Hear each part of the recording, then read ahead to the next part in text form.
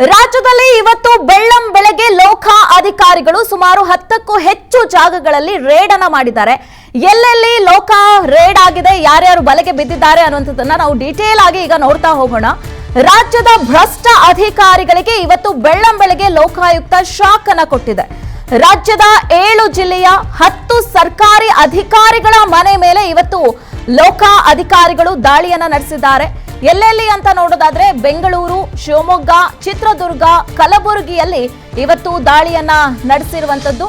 ಹೀಗಾಗಿ ಬೆಳ್ಳಂ ಬೆಳಗ್ಗೆ ಇವತ್ತು ಲೋಕಾ ಅಧಿಕಾರಿಗಳು ರಾಜ್ಯದ ಹಲವೆಡೆ ಇವತ್ತು ಕಾರ್ಯಾಚರಣೆಗೆ ಇಳಿದಿರುವಂತದ್ದು. ಹಾಗೆ ಇವತ್ತು ಬೆಂಗಳೂರು ಆಗಿರ್ಬೋದು, ಹಾಗೆ ಬೇರೆ ಬೇರೆ ಕಡೆಗಳಲ್ಲಿ ಇವತ್ತು ಲೋಕಾ ಅಧಿಕಾರಿಗಳು ಕೆಲಸವನ್ನ ಮಾಡಿದ್ದಾರೆ. ಅಷ್ಟೇ ಅಲ್ಲದೆ ಇವತ್ತು ಬೆಳ್ಳಂ ಬೆಳಗ್ಗೆ ಭ್ರಷ್ಟ ಅಧಿಕಾರಿಗಳ ಮನೆ ಮೇಲೆ ಲೋಕಾಯುಕ್ತ ಅಧಿಕಾರಿಗಳು ದಾಳಿಯನ್ನ ಮಾಡಿದ್ದಾರೆ. ರಾಜ್ಯದ ಭ್ರಷ್ಟ ಅಧಿಕಾರಿಗಳಿಗೆ ಲೋಕಾ ಶಾಕ್. ಇವತ್ತು ರಾಜ್ಯದ 7 ಜಿಲ್ಲೆಯ 10 ಸರ್ಕಾರಿ ಅಧಿಕಾರಿಗಳ ಮನೆ ಮೇಲೆ ಇವತ್ತು ದಾಳಿಯನ್ನ ಮಾಡಿದೆ ಲೋಕಾ.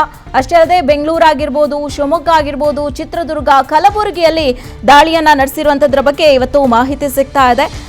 ಇನ್ನು ಈ ಒಂದು ವಿಚಾರಕ್ಕೆ ಸಂಬಂಧಪಟ್ಟಂತೆ ಇವತ್ತು ಫೀಲ್ಡ್ಗೆ ಇಳಿದಿದ್ದಾರೆ ಲೋಕಾ ಅಧಿಕಾರಿಗಳು. ಸಾಕಷ್ಟು ಕಡೆಗಳಲ್ಲಿ, ರಾಜ್ಯದ 7ಕ್ಕೂ ಹೆಚ್ಚು ಕಡೆಗಳಲ್ಲಿ ಇವತ್ತು ಲೋಕಾ ಅಧಿಕಾರಿಗಳು ಫೀಲ್ಡ್ಗಿಳಿದು ಕಾರ್ಯಾಚರಣೆಯನ್ನ ಮಾಡಿರುವಂತದ್ದು. ಭ್ರಷ್ಟ ಅಧಿಕಾರಿಗಳಿಗೆ ಬೆಳ್ಳಂ ಬೆಳಗ್ಗೆ ಇವತ್ತು ಶಾಕ್ ಅನ್ನ ಕೊಟ್ಟಿದ್ದಾರೆ.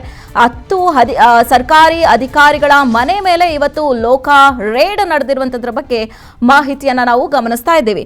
ಈ ವಿಚಾರಕ್ಕೆ ಸಂಬಂಧಪಟ್ಟಂತೆ ಶಿವಮೊಗ್ಗದಲ್ಲಿ ಆದಾಯಕ್ಕಿಂತ ಹೆಚ್ಚಿನ ಆಸ್ತಿ ಸಂಪಾದನೆ ಹಿನ್ನೆಲೆಯಲ್ಲಿ ಶಿವಮೊಗ್ಗದಲ್ಲಿ ಲೋಕಾಯುಕ್ತ ದಾಳಿಯನ್ನ ನಡೆಸಿದೆ. ಈ ಸಂದರ್ಭದಲ್ಲಿ ಎಸಿಎಫ್ ಕಿರಣ್ ಅಂಗಡಿಯ ಮೇಲೆ ಅವರ ಒಂದು ಕಚೇರಿ ಆಗಿರ್ಬೋದು, ಕಚೇರಿಯಲ್ಲಿ ದಾಳಿಯನ್ನ ಮಾಡಿ ಸಾಕಷ್ಟು ತಪಾಸಣೆಯನ್ನ ಕೂಡ ಮಾಡಿದ್ದಾರೆ. ನಾವು ದೃಶ್ಯಾವಳಿಗಳಲ್ಲಿ ಗಮನಿಸ್ತಾ ಇದ್ದೀವಿ. ಅರಣ್ಯ ಇಲಾಖೆಯ ಸಂಶೋಧನೆ ಮತ್ತು ಅಭಿವೃದ್ಧಿ ವಿಭಾಗದ ಎಸಿಎಫ್ ಆಗಿ ಈ ಕಿರಣ್ ಅಂಗಡಿ ಅವರು ಕಾರ್ಯನಿರ್ವಹಿಸ್ತಾ ಇರ್ತಾರೆ. ಇವರನ್ನ ಮೇಲೆ ಇದೀಗ ಇವರ ಕಚೇರಿ ಮೇಲೆ ಲೋಕಾ ರೇಡ್ ನಡೆದಿದೆ.